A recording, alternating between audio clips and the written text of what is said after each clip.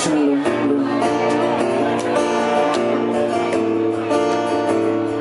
ก่อนที่เธอรักทนเหมือนเก่าก่อนที่ต้องเสียใจ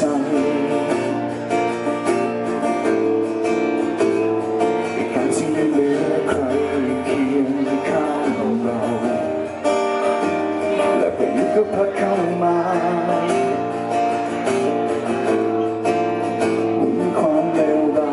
ซ้ำเติ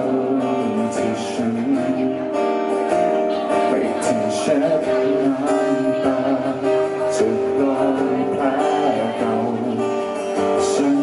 ยังทนความปวดร้าวไม่ได้เจ็บจนไม่เหลือน้ำตาเสียใจก่อนจะฟื้นแรงลมที่พัดพาพายุยังหมุนทำลายในหัวใจฉันขอที่ได้ไหมช่วยพัดพา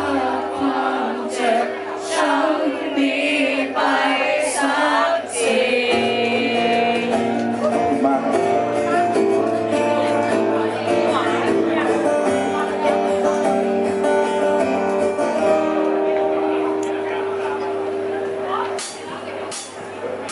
ไม่รู้ไม่เข้าใจไม่รู้เสียน้ำตาอีกเท่าไรก็ฟ้านั้นจะสงใจเมื่อฉันต้องหมดลมหายใจใช่ไหมที่ฉันน้ำตาจะรอยแผลฉันยังทนความปวดร้าวไม่ไหว